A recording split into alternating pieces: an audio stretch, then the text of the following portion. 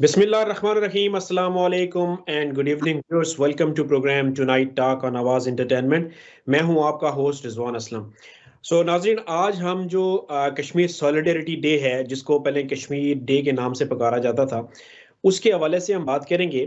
थोड़ा सा आपको बैकग्राउंड देना चाहूँगा कि जो कश्मीर सॉलिडेरिटी डे है, ये नाम जो है ये 1990 की दहाई के अंदर जो जमात इस्लामी के जो उस वक़्त लीडर हुआ करते थे, काज़ी हुसैन अहमद साहब, उन्होंने इसको प्रपोज़ किया कि हम कश्मीरियों के साथ इज़हार यकजहती के लिए हम एक ऐसा दिन का तयन करते हैं पूरे साल के अंदर, कि जिसमें हम कश्मीरियों के साथ इज़हार यकजहती कर सकें और उनके साथ जो ज़ुल्म और सितम हो रहा है, तो हम उसकी जो है उनके साथ इज़हार यकजहती कर सकें। आपको बताता चलूँ कि नाज़रीन, ये दिन उसके बाद उस दिन से ये मनाया जा रहा है, और इसके बाद जो लीडर ऑफ उस वक़्त के जो लीडर ऑफ ऑपोज़िशन हुआ करते थे, नवाज़ शरीफ साहब ने भी इसको एंडोर्स किया और इसकी हमायत की कि बिल्कुल इस तरह का एक दिन होना चाहिए। फिर उसके बाद बेनज़ीर साहिबा आईं, तो वो भी उनका भी यही था कि वो भी इसको जो है वो सपोर्ट करती रहीं कि ठीक है, इस तरह का दिन मनाना चाहिए, और ये उस दिन उस वक़्त से ये दिन मनाया जा रहा है। तकरीबन पिछले 25 से 30 साल का अरसा गुज़र गया। हम हर साल देखते हैं कि बड़ी जोश-ओ-खरोश के साथ बड़ी-बड़ी रैलीज़ भी निकाली जाती हैं पाकिस्तान भर के अंदर, और दुनिया भर के अंदर जो पाकिस्तानी हैं और जो कश्मीरी हैं, वो सरापा एहतजाज होते हैं, और वो इस तरह का ये दिन मनाते हैं, और यूनाइटेड नेशंस और इंटरनेशनल कम्युनिटी और उसके साथ-साथ दुनिया भर के जो बड़े-बड़े ऐवान हैं, उन तक आवाज़ पहुँचाने की कोशिश करते हैं। लेकिन अनफॉर्च्यूनेटली हमें कोई सिग्निफिकेंट इसकी जो है वो इम्पैक्ट नज़र नहीं आया कि हम कहें कि यूनाइटेड नेशंस जो है वो आगे बढ़कर वो इस कश्मीर का जो फैसला है वो करने जा रही है, या इसके साथ-साथ कश्मीरी के साथ जो ज़ुल्म हो रहा है उस ज़ुल्म को ख़त्म करने जा रही है। दुनिया के जितने भी बड़े-बड़े जो मुल्क हैं, जिसमें अमेरिका शामिल है, बर्तानिया है, कनाडा है, रशिया है, चाइना है, और उसके साथ-साथ फ्रांस और जर्मनी है। इन ममालिक ने इन ममालिक को पता भी है कि कश्मीर के अंदर जो मैसिव ह्यूमन राइट्स वायलेशंस होती हैं और कश्मीरियों के साथ जो ज़ुल्म होता है, इनको पता भी है, लेकिन उसके बावजूद इनके सरों पर जूं तक नहीं रेंगती। उसकी क्या वजह है? कि उसकी एक मेन रीज़न हमें ये पता चलती है कि जो इंडिया है, उसकी बड़ी स्ट्रॉन्ग एफिलिएशंस हैं इन ममालिक के साथ। वो कौन-सी एफिलिएशंस हैं? वो ट्रेड एफिलिएशंस हैं, और ट्रेड को जो है उसको जो है वो प्रेफ़र किया जाता है। और कश्मीरियों के साथ आपने देखा होगा कि 2019 के अंदर जब आर्टिकल 370 और 35 ए को एब्रोगेट किया गया, आर्टिकल 35 ए जो है वो कश्मीरियों को एक स्पेशल स्टेटस देता था, और ये बेसिकली कश्मीरियों की एक पहचान थी, क्योंकि यूनाइटेड नेशंस के अंदर मसला है। मसला अभी तक हल नहीं हुआ, पिछले 72-73 सालों से ये यूनाइटेड नेशंस के अंदर ये मसला है, और ये जो मसला है, नाज़रीन आपको बताता चलूँ कि इसके ऊपर कई रेज़ोल्यूशंस यूनाइटेड नेशंस ने पास की हैं, और लेकिन उसके बाद हमें नज़र ये आ रहा है कि ये जो रेज़ोल्यूशंस है यूनाइटेड नेशंस के जो सर्दखानों के अंदर ये पड़ी हुई है, इसके ऊपर कोई हमें कार्रवाई होती हुई नज़र नहीं आ रही। 2019 में जब ये आर्टिकल 370 और 35 ए एब्रोगेट हुए, तो उस वक़्त इंटरनेशनली कश्मीर का जो मसला है वो बहुत ज़्यादा इंटरनेशनलाइज़्ड हुआ। पूरी दुनिया के जो ऐवान है उनमें इसकी आवाज़ पहुँची, और इसके ऊपर जो है वो डिबेट्स भी हुई। लेकिन उसके बाद फिर जो है वो मामला ठंडा पड़ गया, हमें कोई उसके ऊपर हमें आगे कोई प्रोग्रेस नज़र नहीं आई। तो मेरे साथ जो है आज मेरे साथ जो गेस्ट हैं वो फसीह सैयद साहब हैं, पॉलिटिकल एक्टिविस्ट हैं, मिसिसागा से मुझे ज्वाइन कर रहे हैं। वो मेरा साथ देंगे और इसके ऊपर गुफ्तगू करेंगे, और मेरे दूसरे मेहमान भी होंगे, तारिक खान साहब कैलगरी से। Due to some technical reasons वो मुझे ज्वाइन नहीं कर पा रहे। तो फसीह सैयद साहब को वेलकम करते हैं अपने प्रोग्राम में। Thank you very much Fasih साहब, आपने ज्वाइन किया मिसिसागा से। फसीह साहब, हर साल हम बड़े जोशो खरोश से ये 5 फरवरी का जो दिन है ये मनाते हैं, कश्मीर सॉलिडेरिटी डे, और कश्मीरी के साथ इज़हार यकजहती किया जाता है। लेकिन हमें कोई प्रैक्टिकली अगर देखें तो कुछ वो मतलब एक प्रोग्रेस नहीं नज़र आ रही। तो आपकी क्या राय है कि ये मसला आगे क्यों नहीं बढ़ रहा, और किस चीज़ की कमी है कि जिसको दूर किया जाए ताकि ये मसला जो है हल की तरफ जाए? जी, रिज़वान भाई अस्सलाम वालेकुम। सबसे पहले तो मैं आपका शुक्रिया अदा करता हूँ कि आपने इतने अहम मौज़ू पे मुझे दावत दी कि मैं भी आपके साथ गुफ्तगू में शरीक हो सकूँ। क्योंकि कश्मीर एक ऐसा मसला है कि जो मेरे दिल के बहुत करीब है, ना सिर्फ़ इसलिए कि शायद मैं मुसलमान हूँ या पाकिस्तानी हूँ, नहीं इसलिए नहीं, क्योंकि मैं एक ह्यूमैनिटेरियन हूँ, और आप जो लोग मुझे जानते हैं, गुज़श्ता 5-6 सालों से मेरी सारी है वो ह्यूमैनिटी के लिए ही होती रही है। और एज ए ह्यूमैनिटेरियन हम जब कश्मीर में नज़र डालते हैं और जो वहाँ पर कत्ल गारतगिरी हो रही है, जो वहाँ पे हुकूक गज़ब किए जा रहे हैं, तो उस पे एज ए ह्यूमैनिटेरियन जो है मुझे भी उसकी कंसर्न है और मुझे भी दुख पहुँचता है, और मैं इस पे आवाज़ भी उठाता रहता हूँ और आवाज़ उठाता रहूँगा। रिजवान भाई, आपने जैसे अभी अपने उसमें प्रेम्बल में भी ये बात कही कि यूनाइटेड नेशंस ने कई करारदादें पास की और लेकिन उस पे अब तक अमल नहीं हुआ है, उसकी क्या वजूहत हो सकती हैं? लेकिन जो 1947 की जो करारदाद थी, जो नेहरू खुद इस इशू को लेके जब यूनाइटेड नेशन में गए थे, तो इस करारदाद के 2 पहलू हैं, 2 हिस्से हैं, जिसमें पहले हिस्से में ये कहा गया है कि ये एक इशू है और इस इशू को सॉल्व होना चाहिए, और दूसरे हिस्से में ये कहा गया था कि जो पाकिस्तानी फौज ने जो अपने इलाके पे कब्जा किया हुआ है, जो मुजाहिदीन ने कब्जा किया हुआ है, वो सब विड्रॉ होंगे और यहाँ पर यूनाइटेड नेशन की फौज की निगरानी में प्लेबिससिट किया जाएगा उसके बाद। अब चूंकि हमारी जो आर्मी थी और हमारी जो एस्टेब्लिशमेंट थी, हमारी जो थी, उन्होंने उस हिस्से को करारदाद के पर अमल नहीं किया, वो हिस्से खाली नहीं किए गए, तो उस बाद इंडिया को जवाब मिल गया कि हम इसमें प्लेबिससिट नहीं कराएंगे जब तक इसके दोनों हिस्सों को पूरा ना किया जाए। यूनाइटेड नेशन ने भी कई दफा कोशिश की, पाकिस्तान की जो साबका गवर्नमेंट्स रही उनको भी प्रेशराइज करने की कोशिश किया गया, जिसमें जुल्फ़िकार अली भुट्टो की गवर्नमेंट भी थी और दूसरी नवाज शरीफ साहब की, लेकिन चूंकि इस करारदाद के दूसरे पहलू पे अमल दरामद ना हो सका, तो इसलिए पहले हिस्से पे भी अमल दरामद नहीं हुआ। फाइनली यूनाइटेड नेशन ने इस करारदाद को अपने सर्द खाने में डाल दिया, और उसके बाद जो कुछ होता है वो पाकिस्तान चूंकि माशी तौर पर इतना बेहतर नहीं हो पाया जितना कि हिंदुस्तान होता चला गया, उसके जो इंटरेस्ट थे वो वेस्टर्न कंट्रीज से बढ़ते चले गए, उनके ट्रेड पास, चूंकि इंडिया एक बहुत बड़ा मुल्क है और वेस्टर्न कंट्रीज को अपना यानी कि एक मार्केट चाहिए था ट्रेड के लिए, तो इतना बड़ा मार्केट उनको मिला, वो चाहे अमेरिका हो, चाहे वो जर्मनी, फ्रांस का, जैसा आपने कहा, तो उनके जो अलायंस जो बनी इन मुल्कों के साथ वो इतनी स्ट्रांग हो गई है कि हम कश्मीरियों का जितना भी जुल्म हो रहा वो आप देखें पशपुश चला जा रहा है, और उसमें जो सबसे बड़ी जो कमजोरी है वो हो सकता है थोड़ी बहुत हमारे पाकिस्तानी गवर्नमेंट की और हमारी आपकी भी कमजोरी है कि इसको हम सही तरीके से अपने मुल्कों में, अपने मुल्क के जो ऐवान है वहां तक पहुंचाने में कासिर रहे हैं, चाहे वो कनाडा हो, चाहे वो अमेरिका हो, इंग्लैंड हो, हम उस अंदाज से इस मसले को लेके नहीं जा पाए और जो यहाँ के पॉलिटिशियंस को वो नहीं समझा पाए कि आज कश्मीर में क्या हो रहा है। जैसे आपने 2 कॉन्स्टिट्यूशनल जो आर्टिकल्स थे उनके जो उसको जो रद्द किया गया, उस हवाले से भी आपने बात की है, तो ये एक बहुत बड़ी साजिश है कश्मीरियों के साथ 35A को खत्म करके, और उनकी सारी जमीनें जो हैं वो नॉन कश्मीरियों को बेची जा रही हैं और नॉन कश्मीरीज लेके वहां पे काबिज होते चले जा रहे हैं। तो यानी एक इस्तेसाली निज़ाम जो पहले वहां पे आमराना निज़ाम था, फौज के तहत था, अब वहां पे इस्तेसाली निज़ाम भी कायम हो जाएगा। आप ये देखिए हर दिन वहां पर जो है वो कत्लेआम हो रहा है, 70,000 से ज्यादा लोग अब तक शहीद हो चुके हैं उनको। जी बिल्कुल, 70,000 नहीं बल्कि 1 लाख से जायद का फिगर है, लेकिन कई मतलब वो ऑफिशियली रिपोर्ट ही नहीं हो रहा। मैं तारिक खान साहब को भी अपने प्रोग्राम में खुशामदीद कहूंगा, उनको भी लेकर आऊंगा, उनको भी शामिल गुफ्तगू करते हैं। तारिक साहब, आपने फसी साहब की गुफ्तगू सुनी होगी। कश्मीर का ये जो दिन है 5 फरवरी का हर साल मनाया जाता है, लेकिन जो कश्मीरियों के साथ जो जुल्म हो रहा है और वहां पे उनके जो खून के जो आप ये कह सकते हैं छींटे हैं, वो यूनाइटेड नेशंस के जो ऐवान है उसकी कुर्सियों के ऊपर भी पड़ रहे हैं, लेकिन मजाल है कि उनके सरों पर जूं तक गिरेंगे और वो कोई इसके ऊपर एक्शन ले सकें। और हमारी जो कश्मीर की जो रेजोल्यूशंस हैं वो कई कोनों में पड़ी हुई हैं, उसके ऊपर कोई मतलब सुनवाई नहीं हो रही। मुझे ये बताएं तारिक खान साहब कि ये किस चीज की कमी है, मतलब कहां पर हम लैग कर रहे हैं कि ये जो कश्मीर का जो मसला है, हालांकि इतनी मैसिव ह्यूमन राइट्स वायलेशंस के बावजूद यूएन हो गया, अमेरिका हो गया, बर्तानिया हो गया, रशिया हो गया, ये मुल्क इसके ऊपर कोई मतलब बातचीत नहीं कर रहे, कोई प्रोग्रेस नहीं हो रही। आप क्या समझते हैं कि किस चीज में हम लैग कर रहे हैं ताकि हम उस चीज को अपनी वो जो कमी है उसको दूर करके तो हम इन ऐवानों तक इन तक हम अपनी बात पहुंचा सकें?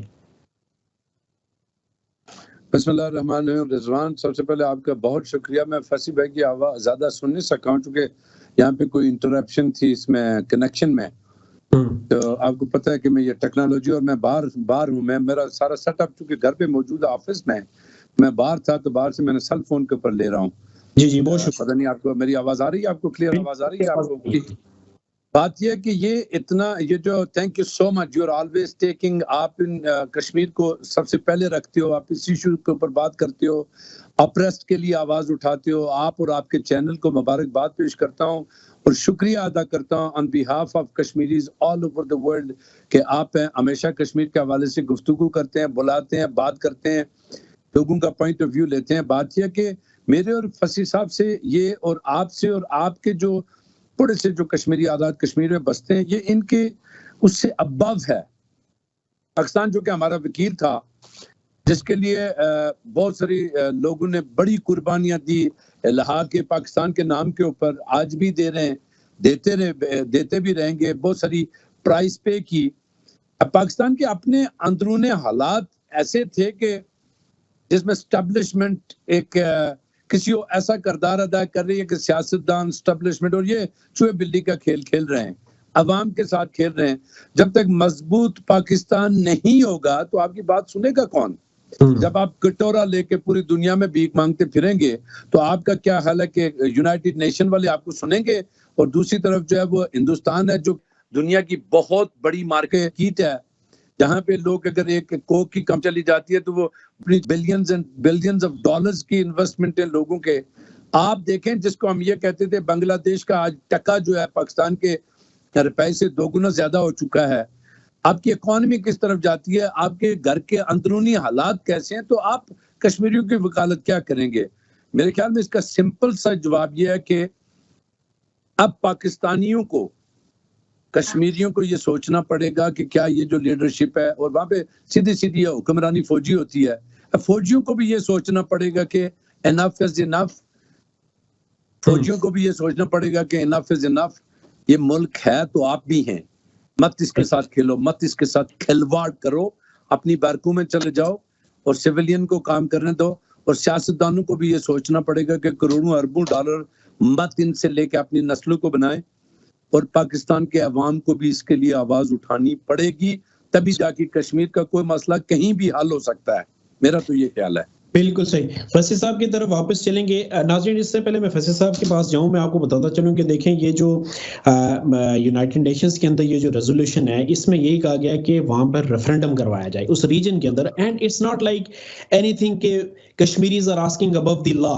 ये पूरी दुनिया के अंदर रेफरेंडम, अगर आपको मैं मिसाल दूं, कनाडा के अंदर क्यूबेक एक इनका प्रोविंस है कनाडा का, वहां पर 1995 के अंदर वहां पर रेफरेंडम किया गया और जो क्यूबन्स हैं उनको ये राइट दिया गया कि वो क्या चाहते हैं, वो कनाडा के साथ रहना चाह रहे हैं या कनाडा से अलग रहना चाह रहे हैं। और वहां पर 51 और 49 के हिसाब से ये जो परसेंटेज है वहां पर वोटिंग हुई, और जो 51% लोग थे वो कनाडा से अलग नहीं होना चाह रहे थे, इसलिए वो कनाडा के साथ रहा। इसी तरह दूसरी एग्जांपल आपके सामने रखूं वो है स्कॉटलैंड की। स्कॉटलैंड के अंदर भी इसी तरह रेफरेंडम करवाया गया और वहां पर भी ज़ाहिर है वो स्कॉटलैंड जो है वो यूके का हिस्सा है, तो वो यूके से अलग नहीं हुआ, क्योंकि बहुत सारे लोग ये समझते थे कि हम यूके के साथ रहेंगे और यूके का ही हिस्सा रहेंगे। इसी तरह ये जो हमारी रेजोल्यूशन है, इसमें भी यही कहा गया कि कश्मीरी को राइट ऑफ सेल्फ डिटर्मिनेशन दिया जाए, उनको हक खुद इरादियत दिया जाए, उनको अपने मुस्तकबिल का फैसला करने के लिए वहां पर रेफरेंडम करवाया जाए ताकि वो अपने मुस्तकबिल का खुद फैसला कर सके। जिस तरह फसीद साहब ने शुरू में ये कहा कि ये यूनाइटेड नेशंस की रेजोल्यूशन जब पास हुई थी तो उसमें ये क्या कहा गया था कि दोनों जो ममालिक हैं, इंडिया और पाकिस्तान, ये अपनी फोर्सेस वहां से विड्रॉ करेंगे। और जबकि इंडिया को एक जवाब मिला हुआ है कि जो पाकिस्तान है वो अपने फोर्स जो है वहां से विड्रॉ नहीं कर रहा, लिहाजा हम वहां पर रेफरेंडम नहीं करवाएंगे। फैसल साहब, इसकी तरफ मैं वापस आपकी तरफ आऊंगा कि इसका फिर हल क्या है? मतलब आप व्हाट यू थिंक कि पाकिस्तान को, अगर पाकिस्तान ये समझता है कि अगर हम अपनी फोर्सेस निकाल लेंगे तो शायद माइट भी हिंदुस्तान की फोर्सेस जो है लाइन ऑफ कंट्रोल को क्रॉस करके उस दूसरी साइड पे भी चले जाएं जो पाकिस्तान की अंडर है अभी, तो आप समझते हैं कि पाकिस्तान ये मूव कर सकता है कि वो अगर अपनी फोर्सेस निकाल ले तो हिंदुस्तान रेफरेंडम की तरफ जा सकता है? देखें, अब ये बहुत लेट स्टेज है और इस वक्त ये मुमकिन नहीं है, क्योंकि दोनों तरफ से इतनी हॉस्टिलिटीज बढ़ चुकी हैं कि हम इंडिया पे भी भरोसा नहीं कर सकते और इंडिया हम पे भरोसा नहीं कर सकता है। जब 48 में रेजोल्यूशन पास होती है, उस वक्त पॉलिटिकल सिचुएशन एंटायरली डिफरेंट थी और कायदे आजम भी बार बार यही कह रहे थे कि इसको हम पॉलिटिकली सॉल्व करते हैं और ये ताकत के जरिए से मसला हल नहीं होगा, लेकिन उनको भी किनारा लगा दिया गया था। किन लोगों ने लगाया था, वो तारिक भाई की बातों से मैं बिल्कुल 100% एग्री हूँ। सिर्फ मैं बोलता नहीं हूँ किसी वजह से, लेकिन मैं तायद करता हूँ इनकी सारी बातों को कि हकीकत में ऐसा ही है। लेकिन इस वक्त फौज को हटाना क्यों कि फिर पाकिस्तान की अपनी सलामती और बका के खिलाफ हो जाएगी और हमारा मुल्क जो है वो इस सूरत में मुमकिन नहीं था उस वक्त। देखिए, आपने अभी क्यूबेक का हवाला दिया, स्कॉटलैंड का हवाला दिया। यहाँ के कॉन्स्टिट्यूशंस में जब कन्फेडरेशन हो रही थी तो कॉन्स्टिट्यूशन में क्यूबेक को राइट दिया गया था रेफरेंडम का, और राइट को अपहोल्ड किया था सुप्रीम कोर्ट ऑफ कनाडा के एक जजमेंट के तहत, जिसके तहत ये रेफरेंडम्स हुए थे। इसी तरह से स्कॉटलैंड का मामला था।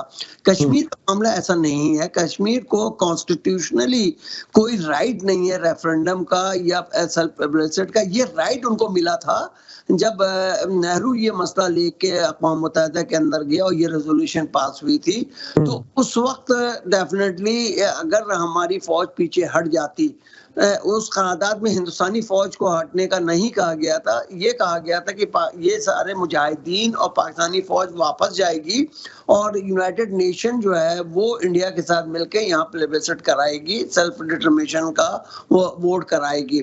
अगर वो हो जाता और इंडिया बैकआउट कर जाती तो सारी दुनिया का पॉलिटिकल प्रेशर तो वो इंडिया की तरफ चला जाता, सारी तोपें इंडिया की तरफ चली जाती। लेकिन चूंकि हम नहीं हटे हैं तो इसलिए सारी तोपें हमारी तरफ आ गई। सही है। अब ये 72 साल का अरसा गुजर चुका है। अब हालात इतने तब्दील हो चुके हैं, पॉलिटिकल सिनेरियोज, इकोनॉमिकल सिनेरियोज। मैं तारिक भाई की बात से बिल्कुल एग्री करता हूं कि जब हम खुद ही मजबूत नहीं हो तो हमारी बात कौन सुनेगा। बिल्कुल सही। तो हमारे पॉलिटिकल देखिए, पॉलिटिकल इंस्टीट्यूशंस अगर स्ट्रांग हो ना तो हम दुनिया की हर ताकत को पीछे छोड़ सकते हैं और उनसे अपनी बात मनवा सकते हैं। हमारी पॉलिटिकल, आप देखें कि कल तक सऊदी अरब हमारा बेहतरीन अलाई था। आज सऊदी अरब जो है वो इंडिया की तरफ इंक्लाइंड होता है। $75 बिलियन की इन्वेस्टमेंट होती है। दुबई को देख लीजिए और दूसरे इस्लामी ममालिक को देख लीजिए, सारे के सारे अब वो इंडिया की तरफ जाते हुए नजर आ रहे हैं। तो कहीं ना कहीं तो गलती पाकिस्तान की जो फॉरेन पॉलिसी है या पॉलिसी बनाने वाले लोगों की कहीं ना कहीं तो उनकी गलती है ना कि हमारे पर जाते जाते। आपसे एग्री करता हूं। तारिक साहब के पास फिर जाऊंगा, फिर नासिर। देखें, एक इंपॉर्टेंट और चीज मुझे जो समझ आ रही है, मेरा अपना जो पर्सनल एनालिसिस है, आप लोग इससे डिसएग्री भी कर सकते हैं, ये है कि पाकिस्तान की जो फॉरेन पॉलिसी जिस तरह फैसल साहब ने बात की उसमें एक कमी है, और वो ये कमी है कि इंटरनेशनल लॉबिंग। हम ये देखते हैं कि पाकिस्तान का जो काउंटर पार्ट है उसकी लॉबिंग दुनिया भर के अंदर बड़ी स्ट्रांग है। मिलियंस ऑफ डॉलर्स की इन्वेस्टमेंट होती है और वहां पर तमाम जितनी भी एम्बेसीज हैं वो प्रोएक्टिवली काम कर रही हैं कश्मीर के मामले के हवाले से। लेकिन ऑन द अदर हैंड जब हम पाकिस्तानी साइड पे देखते हैं, हमारे कॉन्सुलेट ऑफिसेज, हमारे जो एम्बेसीज हैं, वो उस तरह से एक्टिव नहीं है। ना ही वो मेंबर ऑफ पार्लियामेंट से बात करते हैं, ना ही वो जो दुनिया के जो बड़े बड़े ममालिक है, जिसमें अमेरिका है, जिसमें कनाडा है, यूके है, इनके जो पार्लियामेंटेरियंस हैं उनके पास वो मतलब एक रेगुलरली फ्रीक्वेंटली कोई लेकर जाएं, कोई इस तरह के मसवदे पेश करें कि यार ये कश्मीर के अंदर हो रहा है और इस जुल्म को जो है वो बंद किया जाए और कश्मीरियों के साथ जो जुल्म हो रहा है उसको बंद करके वहां पर रेफरेंडम करवाया जाए। उस तरह की हमें कोई एक्टिव जो है वो पॉलिसी नजर नहीं आ रही। पाकिस्तान को अपनी फॉरेन पॉलिसी कश्मीर के हवाले से रिवाइज करनी होगी ताकि कश्मीर का जो मुद्दा है वो हल की तरफ जाए, क्योंकि इस कश्मीर के हल में पाकिस्तान की भी बका है और इसके हल में इंडिया की भी बका है, क्योंकि ये जो कश्मीर है ये एक फ्लैश पॉइंट है, 3 न्यूक्लियर पावर्स के दरमियान ये एक मसला अटका हुआ है और खुदा ना ख्वास्ता ये फ्लैश पॉइंट वहां पर अगर इसके ऊपर कोई एस्केलेशन होती है तो जिसमें इंडिया है, पाकिस्तान है, चाइना है, बल्कि ये वहां तक इसके जो शोले हैं ये वहां तक रुकेंगे नहीं, बल्कि दुनिया भर के जो अवानू है वहां तक पहुंचेंगे। इसलिए कश्मीर का हल बड़ा जरूरी है और कश्मीरी के साथ जो जुल्म सितम हो रहा है वो भी हल होना चाहिए। तारिक साहब, आखिरी सवाल आपसे पूछूंगा, फिर उसके बाद हम अपने प्रोग्राम को वाइंड अप करेंगे।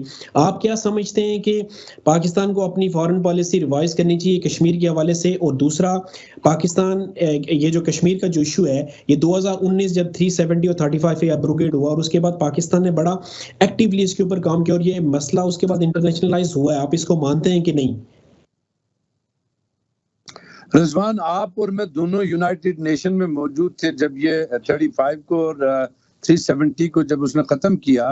तो नेक्स्ट मंथ जब यूनाइटेड नेशन का पहली दफा, तो हम बड़े, पूरी दुनिया हमारे साथ थी, हम ये समझते थे कि बस ये हमारा मसला सॉल्व हो जाएगा। और खान साहब की स्पीच के ऊपर हमने बड़े लंबे लंबे प्रोग्राम किए थे। तो खान साहब ने तो आधे घंटे के लिए जुमे वाले दिन सॉलिडरिटी शो करने के लिए 2 जुमे के बाद वो भी खत्म कर दी थी।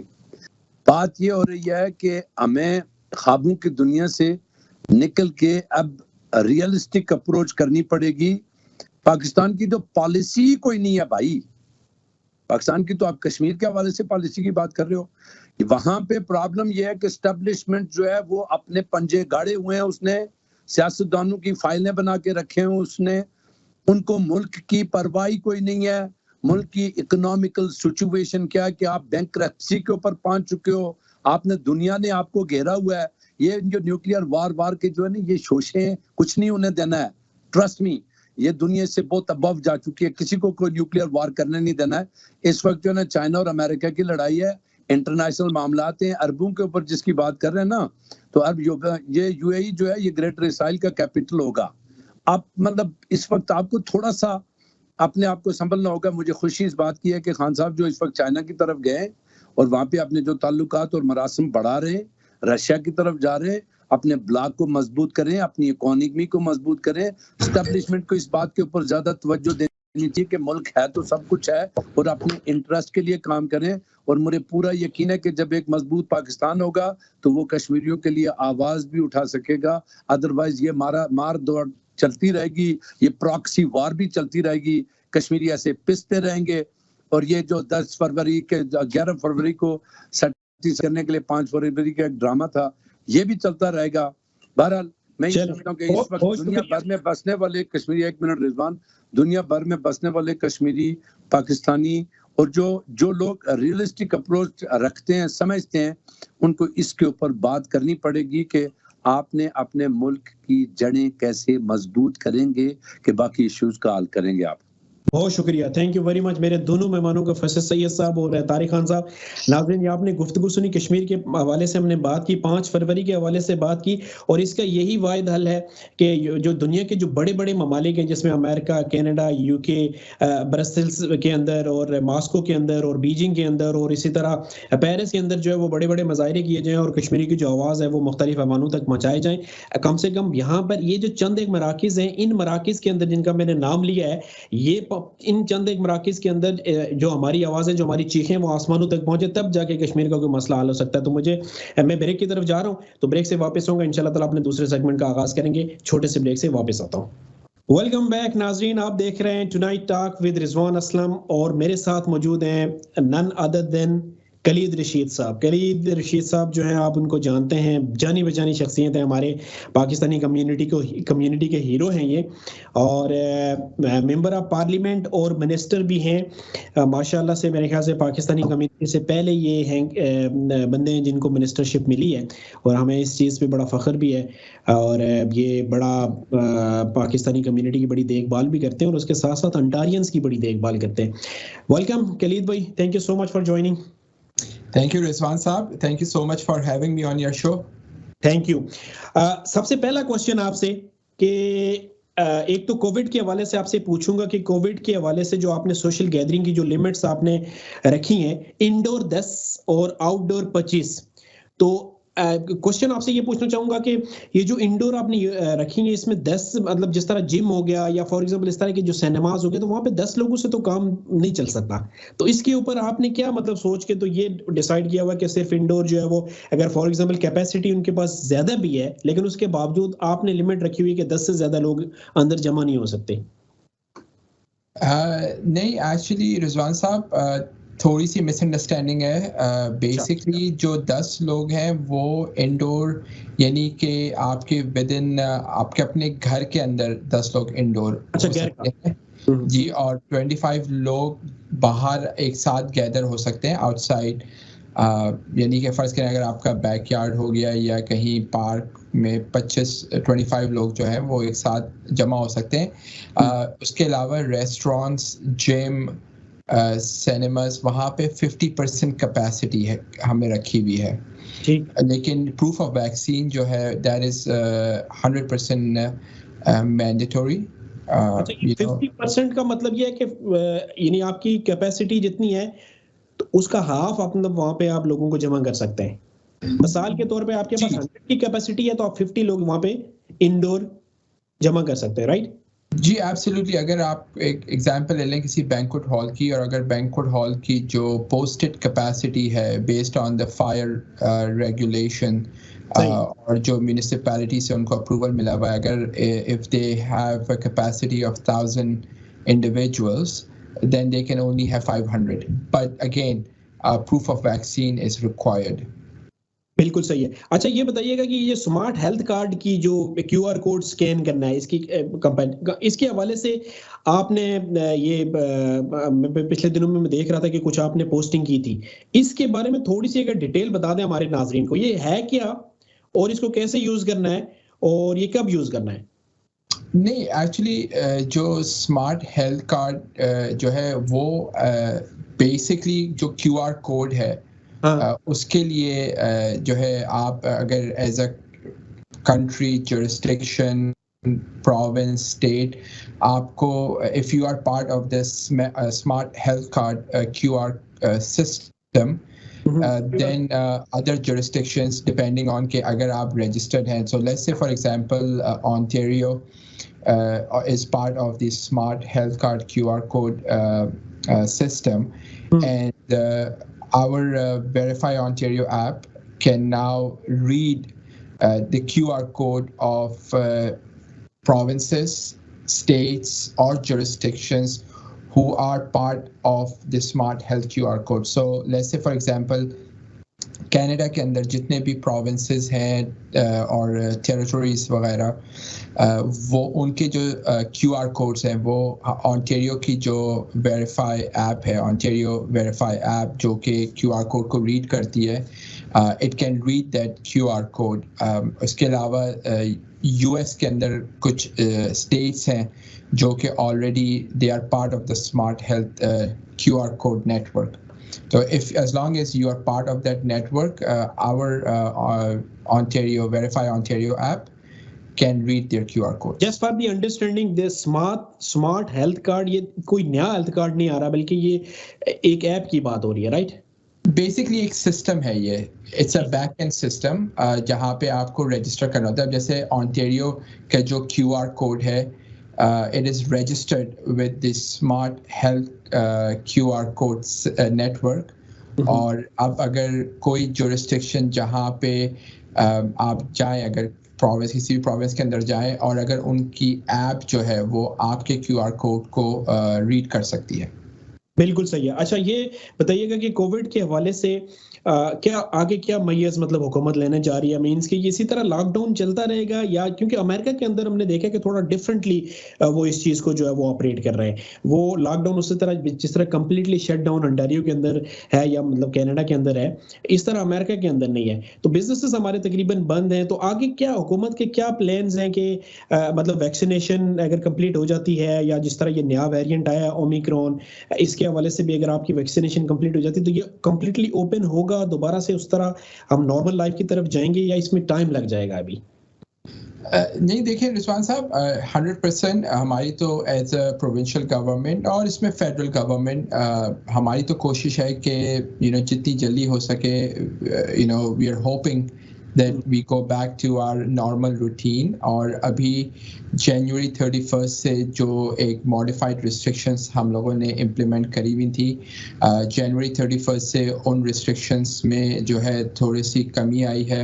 उसके बाद if अगर तमाम चीज़ें इसी तरीके से सही रहीं इंशाल्लाह, we all are hoping that if everything stays same and the numbers continue to decline, because right now what we have seen is that the basically the trajectory or that originally that we were looking at it was going up. Now we are seeing that it's starting to go down. You can see there is a curve now. So the graph नीचे की तरफ जा रहा है. Yes, exactly. Now you can see the graph basically going towards downwards. So alhamdulillah, it's a positive news. Now usually what happens, it takes about usually 2 weeks for doctors, जो Ontario के जो Chief Medical Officer and Dr. Karen Moore, उसके अलावा जो हमारी science table है, they usually take about 2 weeks to see how the numbers are, because whenever you either put a restriction or you remove a restriction, you won't see the change in numbers right away. Usually you have to gauge in about 2 weeks time. And now inshallah, if everything looks good, the numbers are starting to go down, then on February 21st, we are going to remove more restrictions from current, yes. And then inshallah, by March 14th, if everything looks good and the doctors are happy with the progress, then inshallah, we will open everything, almost everything at 100% capacity. अच्छा, एक चीज बताइएगा कि कुछ आपके पास numbers हैं कि कितने परसेंट वैक्सीनेशन हो चुकी है अंटारियो के अंदर? तकरीबन अभी 90% के करीब जो है वो आप समझे कि 18+ लोग जो है they are vaccinated, I would say give or take. और उसके अलावा जो बच्चे हैं, kids between the age of 5 and 11 are now getting vaccinated as well too. So again, as a provincial government, we encourage everyone to please get vaccinated. And we will continue to encourage Ontarians. बिल्कुल सही. अच्छा, एक चीज बताइएगा कि ये जो booster shots हैं, तो गवर्नमेंट इसके लिए भी इनकरेज कर रही है कि बूस्टर शॉट्स के लिए भी जाना चाहिए. जो लोग ऑलरेडी वैक्सीनेटेड हैं, 2 डोजेस जिन्होंने लगवा ली है, तो वो बूस्टर शॉट्स के लिए भी जाएं. और डू यू थिंक कि बूस्टर शॉट्स जो ये जो ओमिक्रॉन जो नया वेरिएंट आया है, तो इसको जो है वो इसके लिए भी वो डिफेंसिव साबित होगा? Yeah, like again, as a province, we are encouraging, if you have not received even your first dose, that please go get your first dose. Individuals who have not received their second dose, please, go get, and then again, booster as well too. Now, alhamdulillah, we have enough supply of both Moderna and Pfizer. And we are asking Ontarians to please go and get their shots, and because at the end of the day, these shots are all going to protect you, but also others as well too. So family, your friends. This one, so I mean, again, we are encouraging Ontarians to please get vaccinated. No, I agree. Like, this is our sole responsibility that we have to get vaccinated. अच्छा sir, just a question, like ये जो vaccine है इस और testing जो है, so do you have some kind of a number के मतलब कितनी परसेंटेज हमारी जो टेस्टिंग जो कैपेसिटी कितनी है, और ये टेस्टिंग डेली बेसिस पे होती है क्या? इसका वो आपका जो प्रोसीजर है वो क्या है?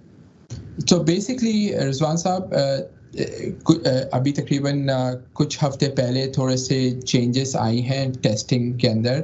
नाउ जो टेस्टिंग है वो predominantly it's for high risk settings. इसके अलावा अगर आपको लेट्स से फॉर एग्जांपल जो बच्चे हैं उनके साथ हम लोगों ने रैपिड एंटीजन टेस्टिंग किट्स जो है वो स्कूल्स के अंदर भिजवाई थी। पहले दिसंबर के अंदर हम लोगों ने छुट्टियों से पहले तकरीबन एक जो बॉक्स होता है जिसके अंदर 5 रैपिड टेस्टिंग किट्स होती हैं वो भिजवाई थी, तकरीबन 11 मिलियन के करीब। उसके बाद हम लोगों ने मज़ीद rapid antigen testing kits schools के अंदर भिजवाई हैं। लेकिन जो based on the doctors, again Khalid Rashid and Premier Duckford don't make decisions on the testings. It's basically the doctor's recommendation, और उनकी recommendation ये थी कि testing should now, PCR testing should now be focused on high risk settings. बिल्कुल सही है। अच्छा, मैं दूसरे अपने वो जो क्वेश्चन है उसकी तरफ जो उससे पहले I would like to ask you one more question regarding this कोविड-19। If someone would like to exit the country, तो आपको पता है कि ये इसके लिए पीसीआर टेस्टिंग की जरूरत होती है, और some time you know like because of the influx of the people वो आपको जो है ना टाइम पे वो रिजल्ट नहीं मिलता है and you gonna miss your flights. तो इसके लिए मतलब गवर्नमेंट इसके बारे में क्या कोई फर्दर मतलब इन्हेंसमेंट इसमें होगी? And secondly the people who are stuck outside of the country and they would like to come back, तो उनके लिए क्या मतलब गवर्नमेंट की तरफ से कोई अंटारियो गवर्नमेंट की तरफ से कोई, ऑफ कोर्स वो फेडरल जुरिस्डिक्शन में आता है, लेकिन अंटारियो गवर्नमेंट की तरफ से कोई हो कि वो इजीली मूव कर सकें? कई लोग हैं उनके पेरेंट्स वहां पर स्टक हैं और वो वापस आना चाह रहे हैं, तो गवर्नमेंट की तरफ से कोई रिलैक्सेशन, कोई इस तरह की मतलब कि वो कैसे वापस वो आ सके? Rizwan sahab, actually to be very honest, जैसे कि आपने खुद कहा कि it comes under the federal jurisdiction, and I think a member of parliament would be the best individual to give the right advice, क्योंकि देखिए at the end of the day border crossing, transportation, that all lies under federal jurisdiction, and again they are the ones who make the decision. But having said that, the province unfortunately cannot make a decision, क्योंकि again you know, it's part of our system that they are the ones who make the final decision. So I can understand, sir, and the reason is I did not ask you about these all kind of these rallies are going on, protests are going on, truckers protest, because it's not under your jurisdiction. Anyhow, sir, अगला सवाल आपसे पूछूंगा कि ये जो Ontario grant के हवाले से आपने ये जो एंटी हेट के हवाले से कुछ $25 मिलियन फंड्स जो है वो मुख्तस किए हैं आप लोगों ने, that's a very good step. और ये इसमें ऑफ कोर्स मतलब मैं देख रहा था आपके फिगर्स के साथ $7,000 से $10,000 का जो फिगर है वो कोई भी ऑर्गेनाइजेशन जो है वो चैरिटी ऑर्गेनाइजेशन वो इसके लिए एलिजिबल हो सकती है। सवाल ये है सर जी कि इसमें इसका जो एलिजिबिलिटी क्राइटेरिया वो ये है कि चैरिटी नॉन प्रॉफिट ऑर्गेनाइजेशन होनी चाहिए, लेकिन एट द एंड में एक इसकी लाइन पढ़ रहा था जिसमें ये लिखा हुआ था कि it will be this grant will be based on your 2019 revenue. अब मैं तो अपने नाज़रीन के लिए मैं खुद भी इसको अंडरस्टैंड करना चाह रहा हूँ कि what kind of this revenue means के मतलब एक नॉन प्रॉफिट ऑर्गेनाइजेशन उसका रेवेन्यू से क्या मुराद है? वो मतलब वो बिजनेस तो कर नहीं रहे, तो इसका क्या मतलब अगर आपके पास इसकी कोई इंफॉर्मेशन हो? नहीं, बिल्कुल Rizwan sahab. So basically it's not about, क्योंकि देखें again it's not for profit organisations, right, but they have to look at the numbers. But at the end of the day what we are asking all organizations, whether especially our religious organizations across the province and cultural organizations, because this is based on if you are having some sort of like religious event, जैसे अगर आप हमारे अगर मसाजिद को देख लें तो वहाँ पे नमाजें होती हैं, तो it's a security grant.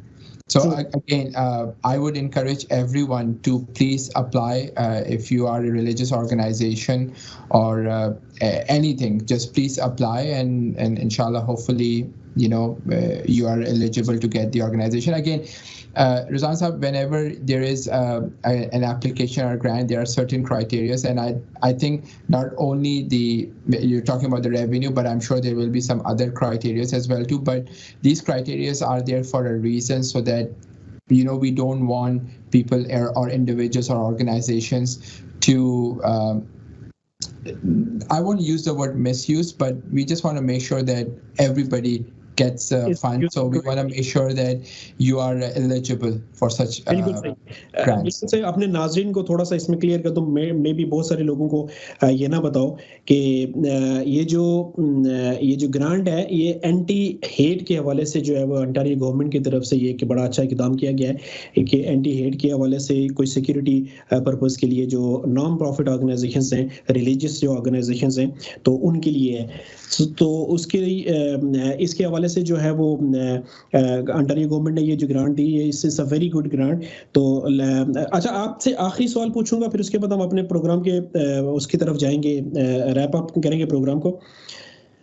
So question is sir कि ये जो मिसिसागा के अंदर ट्रांजिट के हवाले से कुछ फंडिंग जो है वो ओंटारियो गवर्नमेंट की तरफ से दी जा रही है, कितनी फंडिंग है और इसका क्या प्रोसीजर है और कितने अरसे में ये रिलीज होगी? Oh yes, so जिस फंडिंग की आप बात कर रहे हैं वो है गैस टैक्स क्रेडिट, जो कि जो प्रोविंशियल गवर्नमेंट होती है, there is a certain amount that they collect like as a gas tax credit, और उसके बाद जो है वो क्रेडिट जो है वो म्यूनिसिपैलिटीज़ को they give for their transit system. Mississauga I believe is getting somewhere around $18 million, give or take. I think 18 or 18.9 million, give or take, that the city of Mississauga is getting as part of their yearly gas tax credit, which they will spend towards transit, Mississauga Transit. Similarly, her municipality को उनके transit system के लिए जो है वो funds दिए जाते हैं from the province, and gas tax credit is part of that funding. बिल्कुल सही है। Thank you very much Khalid Rashid साहब, आपने हमें ज्वाइन किया और हमारे नाज़रीन को आपने अपडेट किया जो मुख्तलिफ जो अपडेट्स थी गवर्नमेंट की तरफ से, and you always come into our show and update our audience. Thank you so much sir for taking your time out. हम आपको इंशाल्लाह ताला फिर अपने प्रोग्राम में लेंगे। नाज़रीन, आपने हमारा प्रोग्राम देखा tonight talk with Rizwan Aslam. 2 segments थे। पहले सेगमेंट में हमने 5 फरवरी के हवाले से कश्मीर सॉलिडेरिटी डे के हवाले से बात की, और सेकंड में हमारे साथ मेंबर ऑफ पार्लियामेंट और मिनिस्टर कलीद रशीद साहब मिसिसागा से उन्होंने हमें ज्वाइन किया था। अपने प्रोग्राम का इख्तिताम करेंगे और जाते जाते आपको ये कहते चले कि अपना बहुत सारा ख्याल रखिएगा, अपने प्यारों का भी ख्याल रखिएगा। इंशाअल्लाह ताला नेक्स्ट जो फ्राइडे है उसमें हम नए गेस्ट लेकर आपकी खिदमत में हाजिर होंगे, और आने वाले दिनों में इंशाअल्लाह हम कोशिश कर रहे हैं कि हम अपने जो प्रोग्राम है इसका जो फॉर्मेट है उसमें भी कुछ चेंज ला सके, और इंशाअल्लाह कोशिश करेंगे कि हम लोकल जो हमारे पैनलिस्ट भी होंगे कनाडा के अंदर से भी, और उसमें ये भी हमारी कोशिश होगी कि बैक होम से हम जो पॉलिटिशियंस हैं या जो हमारे पाकिस्तान के अंदर जो लोग हैं उनको भी हम अपने शो का हिस्सा बनाया करेंगे। तो मुझे अपने इस प्रोग्राम से इजाज़त दीजिए, अपना बहुत सारा ख्याल रखिएगा। इंशाअल्लाह ताला फिर अपनी टीम लेकर आपकी खिदमत में हाजिर होंगे नेक्स्ट वीक। तब तक के लिए अल्लाह हाफ़िज़।